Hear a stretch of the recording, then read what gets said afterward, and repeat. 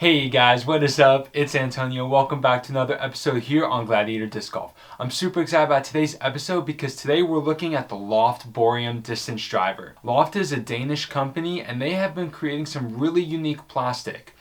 The hydrogen was their putter, and this year they're coming out with the Bohrium, which is supposed to be the world's fastest distance driver. There are a couple things unique about the Bohrium, so let's go ahead and let's get right into it.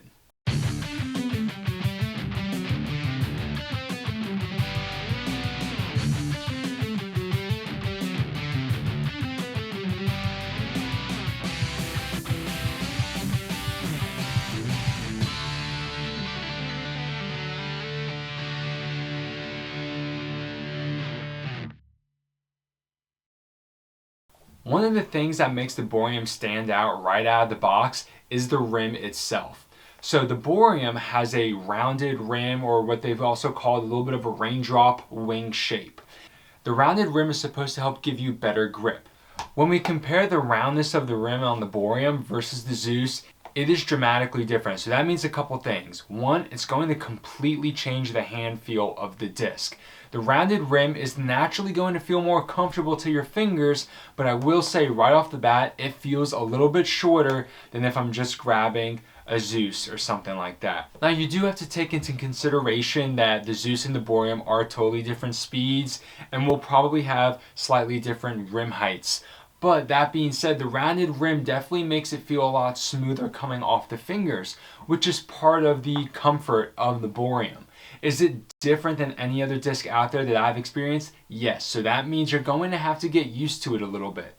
I don't quite know if it's going to be better for smaller hands or larger hands because it's hard to tell since it's totally a preference and there's really no standard with which to judge it. Besides the rounded rim, there isn't anything super unique about the disc itself. It's 14 speed, 6 glide, -1 turn, and 3 fade. It's not super domey. As a 14 speed, it's pretty flat.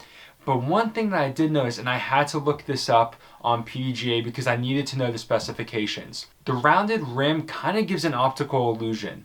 The wing actually looks a little bit shorter than a traditional 14 speed, and it doesn't feel nearly as wide as a 14 speed. And it's because of that beveled or rounded edge. It makes it easier to close your fingers around the wing of the disc.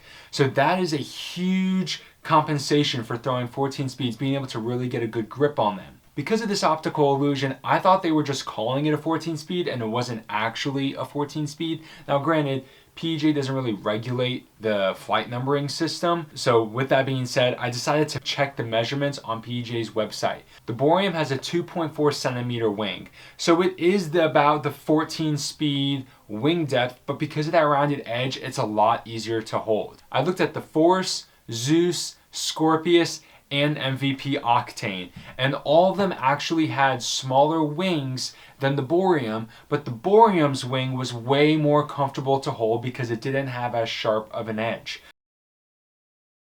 Now, let's go ahead and let's get into the flight of it because that's what you guys really want to know about. The flight of this disc is at best unpredictable. It is a high-speed disc which requires a lot of power and speed and torque to throw. So you throw this disc and sacrificing accuracy and control. So this is the kind of disc that you would want to throw in an open field and trying to get max distance, maybe even throw down a roller. The reason I say it's unpredictable is that I found it difficult to control the angles and exactly what the disc was going to do every single time. Could I start to hone in on a few things? Yes, but the moment some of the conditions change, like the wind speed or the wind direction, the disc kind of flew like a completely different disc. So this disc is a little bit difficult to control because of its 14 speed, its sharp nose, and just how neutral it actually flies. One of the things that I found while throwing this disc is that it's not really overstable. I know that it definitely has fade on it, but it has some pretty good turn as well. I wouldn't actually say it has -1 turn. I would say it probably has -2 turn, okay? And the fade isn't quite 3. I would say it's maybe, a 2 fade, not much more than that. So I would actually put this disc at about 14, 5, minus 2, 2. I think this disc is really just a little bit faster version of the Shryke, and with the rounded rim, it might be a little bit more comfortable for some players. It is pretty understable. When I was throwing into some serious headwind, and now when I say serious headwind, I mean serious headwind. Here in Texas, we were having a cold front coming through and the wind was wild. I checked, it was 25-mile-per-hour winds here. And so it definitely affected the disc. But as a disc golfer in Texas, with a lot of open courses and with a lot of winds throughout the year, I need to be able to trust a driver in the wind. And I'll say this about the Bohrium, I do not trust it in a headwind. At least headwinds above 10 or 15 miles per hour. I just think that even with enough hyzer, it still has the opportunity to flip up and over because it is pretty unstable, and that headwind's going to make it even more unstable. So that's why I call the Bohrium a little bit unpredictable. Now, throwing it in the field is not always the best way to figure out a disc's purpose, because I'll be honest, after throwing this disc in the field, I wasn't all that impressed with it. So I decided to take it to a local course and really figure out what this disc can do. If you're finding this review helpful so far, I truly appreciate it. Make sure you go ahead and give it a like. It helps me out a ton. One of the things that Loft Discs talked about in their video previews for the Bohrium is that this disc can get max distance, but it's also great for low lines and overhand shots. And so that's what I really wanted to focus on at this course, which is why I picked a relatively wooden course. I wanted to see just what this disc could do for someone who doesn't have a 14-speed arm. I can't throw this disc as my max distance driver, but I wanted to see, is there something I'm missing out on the field that I could see in the wooded course? I did find that this disc at lower speeds was a lot easier to control because of its understability. Throwing it on some sweet hyzer flips is a great tool in the woods, especially for low lines. This disc does have some pretty exceptional glide, but I will say its understability kind of counteracts that glide a little bit. If you are not throwing the disc with enough hyzer, it's going to flip up and start to turn over. And on those low lines, the last thing you want a disc to do is turn over. You want it to stay above the ground. So it's super important that you give the disc enough hyzer. The other thing that I found on these wooded shots is that this disc has exceptional skip. There are only a few discs out there that I have found to skip as much as the Bohrium. One of those being the Rask. So both of these discs, super sharp noses and very unique rims and flight plates that give it the optimal skip. The Bohrium will skip 2 or 3 times before finally setting down. So overall, I would say that at the end of my review here, this disc, like I said, is unpredictable. For someone like me, I don't quite know that it would have a spot in the bag, but I think for somebody who really likes distance drivers and has a way of controlling distance drivers better than me, you might really like the Bohrium.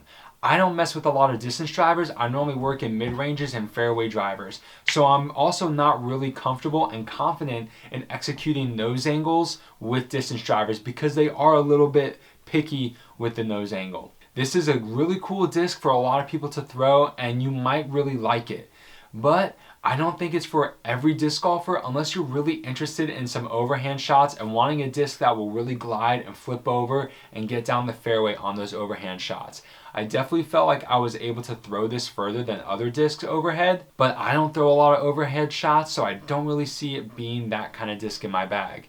Now, that doesn't mean this disc hasn't, produced some excitement for me. I am the first person ever to ace with this disc. If you haven't seen my reel on Instagram, you want to go check that out. It was a super cool shot. I had no idea that it was going to happen.